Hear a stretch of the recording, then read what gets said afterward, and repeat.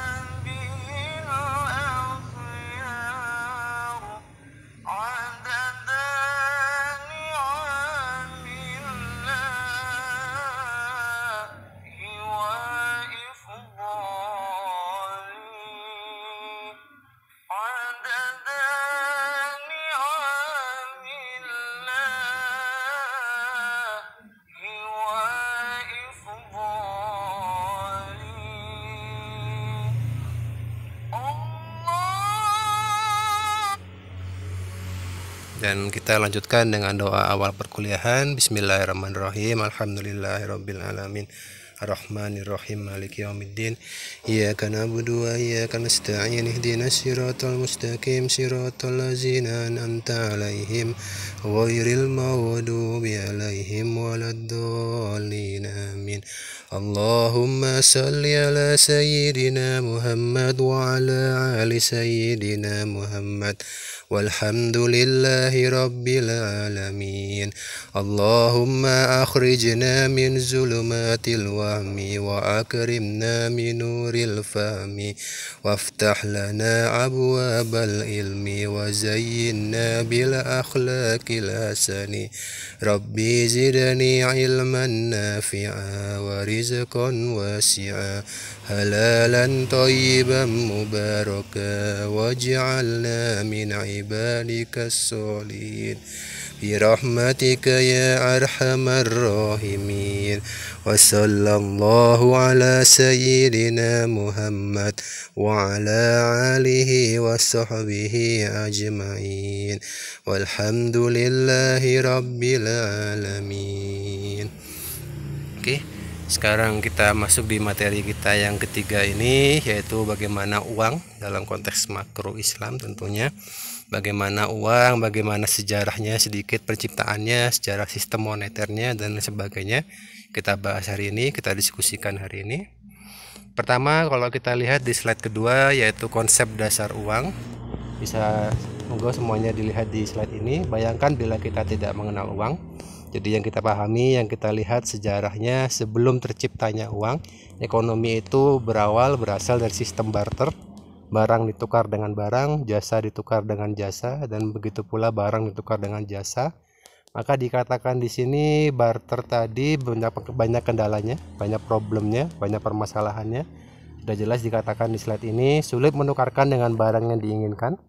Karena belum tentu orang yang punya barang yang kita mau, tapi dia tidak membutuhkan barang yang kita punya, maka barter sulit terjadi. Begitupun barter barang dan jasa, dan kemudian dikatakan di sini sulit menentukan harganya, dan kemudian sulit untuk melakukan penyimpanan harta tadi. Jadi bagaimana harta tadi bisa disimpan tentu akan menjadi sulit ketika tidak adanya uang. Maka kemudian di slide ketiga bisa dilihat di sini, yaitu dikatakan konsep uang dalam sistem ekonomi konvensional, sistem makro konvensional. Dikatakan money is anything that is generally accepted as a medium of exchange. Jadi uang itu yang kita miliki, uang kita, uang kertas, uang koin dan sebagainya, itu dikatakan sebagai salah satu semuanya yang diterima sebagai media pertukaran, media pembayaran, media transaksi. Maka kemudian dikatakan di sini fungsi uang dalam sistem konvensional ada 3 poin. Yang pertama, means of payment or exchange. Jadi dikatakan digunakan untuk pembayaran ataupun pertukaran. Kemudian a store of value, jadi untuk penyimpanan nilai. Maka kemudian di situ harta bisa disimpan, harta bisa disirkulasikan dengan adanya ini konsep uang ini. Dan ketiga, a unit of account, jadi bisa dihitung, bisa diakuntasikan, bisa akuntabilitasnya jelas dalam sistem perbankan dan keuangan. Maka kemudian jenis uang juga ada 2, yaitu commodity money, uang komoditas yang kita punya sekarang, uang kertas, uang koin dan sebagainya. Bentuknya juga dikatakan ada yang uang kertas dan uang koin, fiat or token money. Maka kemudian kebutuhan uang dalam sistem ekonomi konvensional dikatakan ada 3. Demands for transaction, jadi permintaannya untuk transaksi, untuk jual beli, untuk perdagangan. Kemudian demands for precautionary, jadi dikatakan untuk berjaga-jaga. Ketika suatu saat dia sakit, suatu saat dia perlu tertimpa musibah, maka dia punya uang tadi untuk cadangan kehidupannya. Dan ketiga, demands for speculation, jadi dikatakan dalam sistem konvensional uang juga menjadi alat spekulasi, bisa disimpan sekarang, kemudian nanti harganya akan melambung tinggi. Seperti yang kita lihat sekarang, nilai tukar uang rupiah dengan dolar. Jadi orang-orang yang sebelumnya menyimpan dolar bisa menjualnya di masa sekarang dengan nilai yang margin yang lebih tinggi. Itu dikatakan dalam sistem konvensional. Oke, maka kemudian kalau kita lihat lagi di slide keempat, kriteria uang, dikatakan ada beberapa hal. Uang itu bisa diterima, uang itu bisa diterapkan, bisa digunakan. Yang jelas yang pertama ada jaminannya. Jadi dikatakan uang itu ada jaminannya, dianggap sah, dianggap resmi oleh pemerintah, oleh bank sentral. Kemudian disukai oleh umum, semua orang sudah mengatakan itu adalah uang yang resmi. Nilainya stabil, mudah disimpan, mudah dibawa, tidak mudah rusak, mudah dibagi, dan suplainya harus elastis dalam sistem moneternya. Nanti kita kaji lebih banyak di pertemuan berikutnya. Maka kemudian bedanya apa dengan konsep uang dalam ekonomi makro Islam yang kita bahas hari ini, yang kita diskusikan hari ini? Pertama, kalau kita lihat dalam sistem ekonomi makro Islam, uang disebut sebagai flow concept of money. Jadi dikatakan semata-mata digunakan untuk alat tukar dalam transaksi.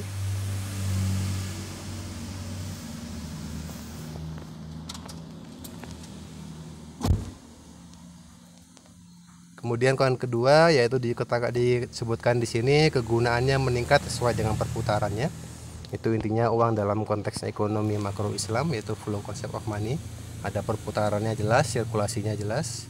Kemudian kedua disebutkan stock concept of capital.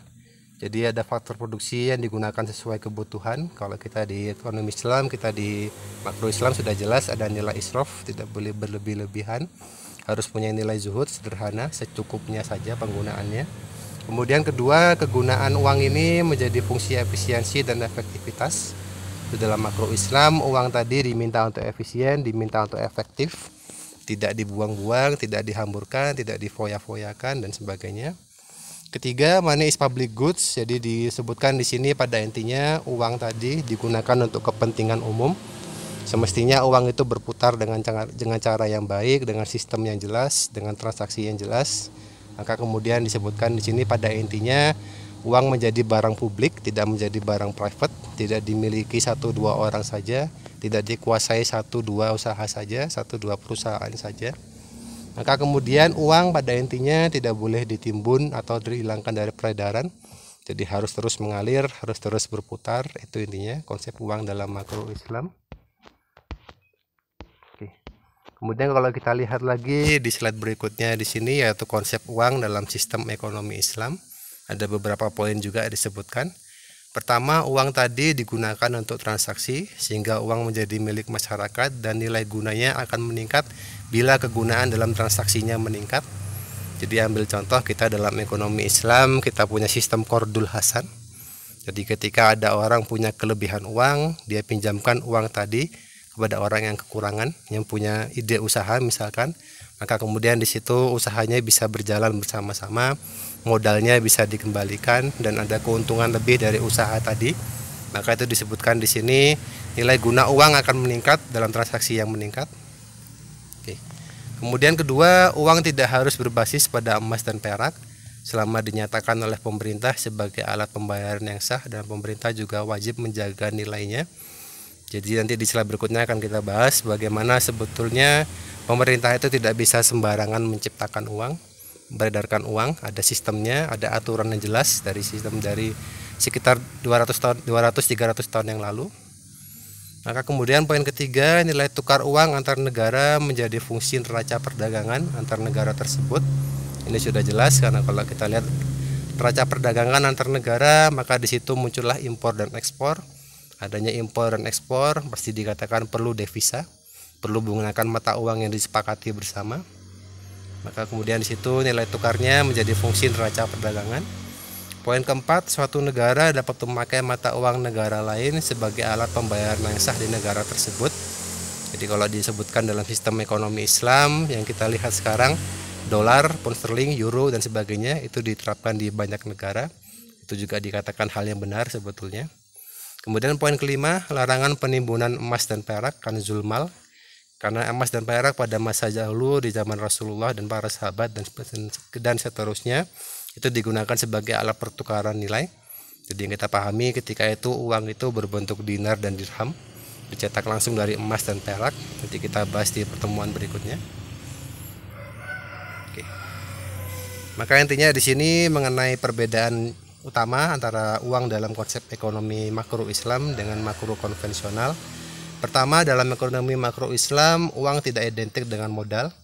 Beda halnya dengan ekonomi makro konvensional, uang sangat diidentikan dengan modal. Jadi dikatakan ada uang, ada modal, sedangkan kita dalam ekonomi Islam tidak demikian. Kita punya sistem bagi hasil, ada sistem mudharabah, musyarakah, qardul hasan dan sebagainya yang bisa diterapkan. Jadi modal tidak selalu dari uang. Kemudian kedua, uang adalah public goods, tadi bedanya. Sedangkan dalam makro konvensional, uang adalah private goods. Jadi setiap orang berlomba-lomba untuk mengumpulkan uang sebanyak-banyaknya, tidak disirkulasikan, tidak diputar ke masyarakat yang lain, itu dalam makro konven. Kemudian modal adalah private goods dalam makro Islam. Jadi disebutkan di sini modal seperti apa yang kita miliki di diri kita pribadi, akal kita, ide kita, kreativitas kita itu adalah barang swasta yang kita miliki, barang private, barang pribadi kita. Kemudian disebutkan di sini uang adalah flow konsep dan stok konsep. Nanti kita bahas di pertemuan keempat. Sedangkan bagi ekonomi makro konvensional disebutkan oleh Irving Fisher, uang adalah flow konsep tapi ada perbedaannya. Kemudian bagi Cambridge School juga disebutkan uang adalah stok konsep tapi ada perbedaannya juga. Nanti kita bahas lebih lanjut. Maka intinya di sini kita bisa lihat di slide berikutnya fungsi uang pada sistem makro Islam dan makro konvensional ada perbedaan. Yaitu ketiga, di poin ketiga dalam makro konvensional uang digunakan sebagai penimbun nilai atau penimbun kekayaan. Jadi orang-orang kaya karena di mereka tidak mengenal sistem siswaf yang kita pahami, yang kita yakini, maka dikatakan uang tadi digunakan untuk penimbun nilai, penimbun kekayaan. Berbeda dengan ekonomi kita makro Islam, tidak ada hal seperti itu. Oke. Kemudian konsep uang lebih kurangnya juga sama. Yang menjadi perbedaan adalah di poin ketiga, yaitu ketika ekonomi makro konvensional uang tadi digunakan untuk penimbun kekayaan, sedangkan kita di ekonomi makro Islam uang kita gunakan untuk menyalurkan kekayaan melalui zakat, infak, sedekah, wakaf dan sebagainya. Maka kemudian mengenai motivasinya juga ada perbedaan mendasar. Dalam ekonomi makro konvensional dikatakan transaksi, berjaga-jaga dan spekulasi. Sedangkan kita di ekonomi makro Islam tidak mengenal spekulasi, hanya untuk transaksi dan jaga-jaga seperlunya saja. Karena spekulasi tadi identik cenderung dengan riba yang kita haramkan, yang diharamkan dalam Islam. Maka kemudian konsekuensi dari uang tadi juga berbeda antara ekonomi makro konvensional dengan kita ekonomi makro Islam. Pertama, dalam makro konvensional, karena uang tadi digunakan untuk menimbun harta, maka harganya terus-menerus naik karena uangnya tidak berputar. Tidak semua orang bisa membeli barang yang dibutuhkan, sedangkan harganya tadi terus-menerus naik. Sedangkan dalam makro Islam dikatakan harga boleh naik tapi sementara dan terkendali. Maka di situ fungsi pemerintah sebagai pemegang kebijakan. Poin kedua yaitu time value of money, sedangkan dalam makro Islam konsepnya adalah economic value of time. Nanti kita bahas di pertemuan keempat minggu depan. Poin ketiga yaitu akad pinjaman dengan bunga, sedangkan kita sudah jelas tidak ada bunga, kita gantikan dengan jual beli dan bagi hasil. Poin keempat, inflasi sebagai acuan bunganya, sedangkan kita dalam makro Islam uang tadi menggunakan rate of return. Karena uang tadi terus kita putarkan, terus kita alirkan, sirkulasikan ke sistem bagi hasil menjadi dasar utama. Dan intinya dikatakan dalam makro konvensional bunga sebagai instrumen kebijakan utama.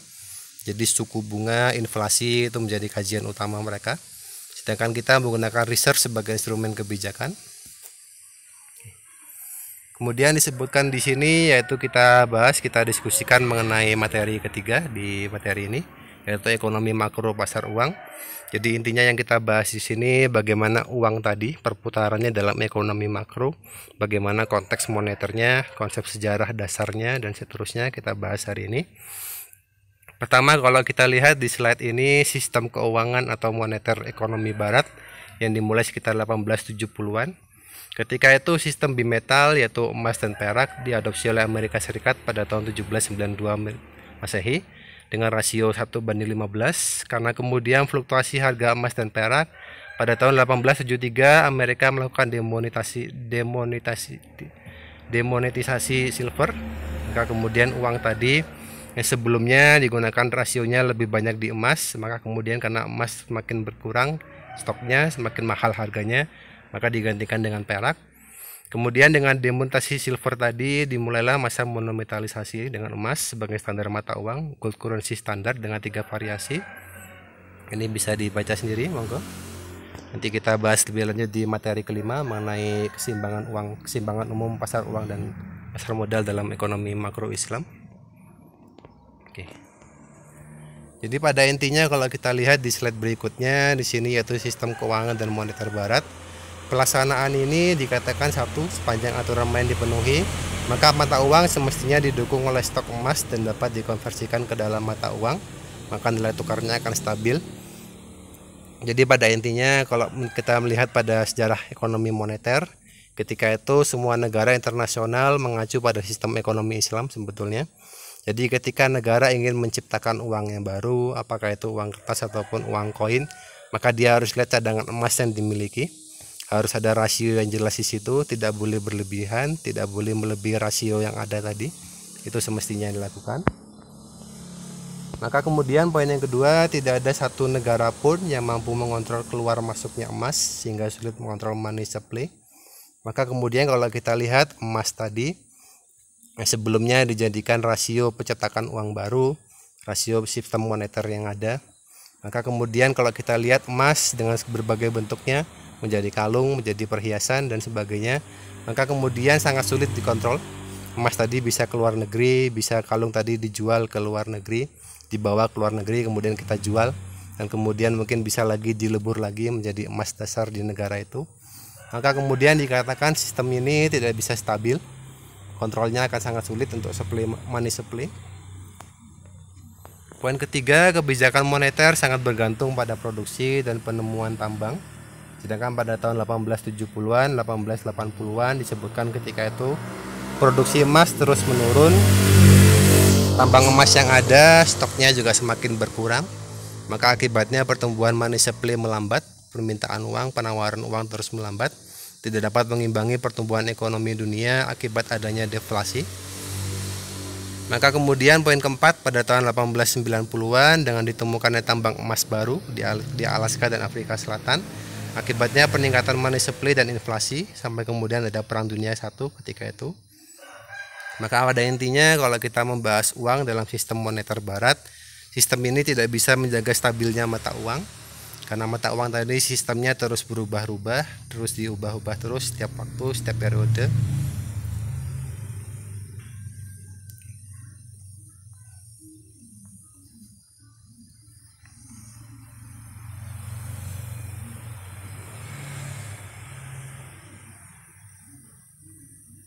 Maka pada intinya kalau dilihat di slide ini yaitu mengenai ekonomi makro pasar uang, sistem keuangan atau moneter barat yang mulai diterapkan sekitar 1870-an. Itu disebutkan sebagai fully fledged management standard. Jadi standarnya disebutkan ketika itu sebetulnya kalau menggunakan standar yang lama, menggunakan kebijakan yang lama, jadi pencetakan uang tadi didasarkan pada stok emas yang dimiliki, yang disimpan dalam bentuk batangan.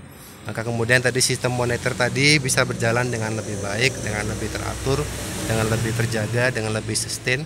Tapi kemudian ada beberapa perubahan kebijakan, ada beberapa perubahan aturan regulasi yang mengakibatkan dikatakan sekarang pasar uang ini terus berubah-ubah, sistemnya berubah-ubah, stabilitasnya juga terus berubah. Maka intinya kemudian disebutkan di sini tidak mengharuskan disiplin moneter yang ketat sehingga memungkinkan negara memiliki defisit anggaran. Jadi karena tadi tidak lagi diketatkan sistemnya, tidak lagi mengacu pada jumlah emas yang dimiliki, cadangan emas yang dimiliki negara tersebut, maka kemudian negara banyak yang punya defisit anggaran. Kita di Indonesia pun sama masalahnya. Kemudian semenjak diberlakukannya ini terjadi dua fenomena, yaitu tingkat inflasi yang sangat tinggi. Jadi kita bahas inflasi di materi ke-6. Dan kemudian nilai tukar mata uang juga tidak stabil, terus berubah-ubah, terus goncang istilahnya ekonominya. Maka ekonomi menjadi tidak stabil dan begitu pula pada kehidupan masyarakat. Maka kalau kita lihat dalam konteks ekonomi makro Islam, sebetulnya sudah ada beberapa penjelasan, beberapa penjabaran dalam beberapa kitab ulama-ulama Islam klasik. Pertama dari Imam Al-Ghazali dalam bukunya yang sangat terkenal Ihya Ulumuddin. Sebutkan ketika itu akibat merubah fungsi uang menjadi komoditas, dikatakan memperdagangkan uang ibarat memenjarakan fungsi uang. Jika banyak uang yang diperdagangkan, maka niscaya tinggal sedikit uang yang dapat berfungsi semestinya sebagai uang. Inilah yang terjadi sekarang, bubble gum economic. Jadi intinya dari pernyataan Imam Al-Ghazali kalau kita pahami disebutkan di akhir zaman nanti, di masanya nanti uang itu tidak berfungsi sebagai uang saja, tapi akan berubah fungsi menjadi penyimpan kekayaan, penimbun kekayaan. Jadi yang kita lihat sekarang pasar uang seperti adanya pasar forex, pertukaran rupiah dengan dolar. Maka kemudian di situ uang tadi digunakan untuk bisnis, bukan lagi sebagai media transaksi. Ketika nilai tukarnya turun, ya dia simpan. Kemudian ketika nilai tukarnya naik, ya dia jual. Itu tidak semestinya terjadi. Maka muncullah dinamakan saat ini sebagai bubble gum economic, bisa dilihat di gambar sebelah. Intinya dikatakan ekonomi makro seperti gelembung permen karet. Jadi permen karetnya kecil tapi gelembungnya bisa sangat besar sekali. Jadi disebutkan di sini ekonomi realnya sangat kecil, sektor industrinya, sektor usahanya, sektor jasanya yang ada sangat kecil. Tapi kemudian gelembung ekonominya, angka ekonominya bisa demikian tinggi karena fungsi uang tadi yang berubah. Maka disebutkan di sini terjadilah bubble gum ekonomi dengan beberapa faktor yang terjadi. Oke. Kemudian kita lihat lagi dari kajian berikutnya dari Ibnu Taimiyah dalam kitabnya Majmu' Fatwa Syekhul Islam. Pada abad ke-13 beliau sudah menyampaikan dengan jelas bagaimana pengaruhnya, bagaimana akibatnya ketika uang dipergunakan sebagai komoditas. Yaitu pertama, perdagangan uang akan memicu inflasi. Karena uang tadi tidak berputar dengan baik, maka kemudian harga-harga barang melambung tinggi. Tidak semua orang bisa membeli barang tersebut, maka terjadilah inflasi. Kemudian poin kedua, hilangnya kepercayaan orang terhadap stabilitas nilai mata uang. Ini kalau kita lihat tidak perlu jauh-jauh, di Indonesia pun sama. Nilai tukar rupiah kita semakin hari semakin turun, semakin jatuh. Maka kemudian di situ kepercayaan masyarakat juga menurun terhadap stabilitas nilai mata uang. Ketiga, perdagangan dalam negeri akan menurun. Jadi intinya karena sektor realnya tidak berkembang, sedangkan sektor finansialnya berkembang dengan sangat pesat, dengan sangat besar, yang disebutkan tadi bubble gum economic. Maka kemudian perdagangan dalam negeri akan menurun, tidak banyak perusahaan baru muncul, tidak banyak industri yang berkembang. Karena para pengusahanya, karena para pemilik uangnya tadi melarikan uangnya, bukannya digunakan di sektor real yang berkembang dengan baik semestinya, tapi dia gunakan di pasar saham, dia gunakan di pasar ekuitas, pasar modal, pasar trading uang rupiah dengan dolar dan sebagainya. Maka itulah yang terjadi, perdagangan dalam negeri akan menurun. Akibatnya poin keempat, perdagangan internasional juga sudah pasti menurun. Karena dalam negerinya industri realnya tidak berkembang dengan baik, sektor realnya tidak memunculkan industri-industri baru, maka kemudian secara internasional perdagangannya juga terganggu. Banyak negara kemudian industrinya menurun, menurunnya kebutuhan barang dan jasa. Poin kelima, emas dan perak akan mengalir ke luar negeri, disebutkan oleh Imam Ibnu Taimiyah. Jadi kalau kita pahami tadi disebutkan di sini, intinya karena emas dan perak tadi berubah fungsi, yang kemudian dijadikan perhiasan, dijadikan aksesoris dan sebagainya, maka dengan bentuk tersebut emas dan perak tadi bisa pergi ke luar negeri dengan mudahnya, dibawa oleh orang satu, dibawa oleh orang dua, kemudian sampai di negeri sana dia jual di sana, bisa lagi perhiasan tadi bisa kemudian dilebur, dikembalikan ke bentuk emas dasarnya, maka kemudian dikatakan emas dan perak mengalir ke luar negeri. Terakhir di sini yaitu pada akibat merubah fungsi uang sebagai komoditas. Disebutkan pengaruh penggunaan fungsi uang sebagai komoditas terhadap stabilitas ekonomi makro. Ada beberapa pengaruhnya, beberapa akibatnya, beberapa efeknya. Pertama, krisis nilai tukar mata uang rupiah. Jadi yang kita lihat sekarang di banyak negara berkembang, di Indonesia pun sama. Nilai tukar mata uang tadi terus menurun, mata uang rupiah kita nilai tukarnya terus menurun. Karena ekonomi tadi disebutkan yang poin ketiga, bubble ekonomi. Ekonominya secara angkanya sangat besar, terus bertumbuh, tapi itu bukan dari sektor real yang semestinya bisa menopang dengan sustain, menopang dalam jangka panjang, tapi kemudian yang digunakan adalah dari efek-efek moneter, dari efek-efek finansial, keuangan, pasar modal, pasar ekuitas, pasar saham dan sebagainya. Yang terjadi, inflasi sulit dikendalikan karena perputaran ekonominya macet. Dikatakan perputaran ekonomi yang semestinya ada, semestinya mengalir, tapi tidak mengalir dengan baik karena sektor realnya yang tidak berkembang. Terjadi kemudian krisis perbankan. Jadi kalau yang sempat kita diskusikan di dua pertemuan awal, kalau kita lihat ketika di Indonesia, ambil contoh tahun 1998, ada krisis moneter pertama yang terjadi di Indonesia. Kemudian pemerintah melakukan fungsinya dengan menggunakan pinjaman luar negeri. Pinjaman tadi bukannya digunakan dengan cara yang baik, tapi kemudian ada beberapa oknum yang bermain di sana. Maka muncullah yang kita lihat di beberapa, mungkin bisa dilihat di portal internet dan sebagainya. Jadi kita pahami sebagai kasus BLBI, bantuan langsung Bank Indonesia. Maka kemudian yang terjadi ketika itu sudah terjadi, krisis perbankan terjadi, bubble ekonomi muncul, sektor real yang ada di negara itu pun tidak berkembang. Maka hutang pemerintah dan dunia usaha akan terus membengkak.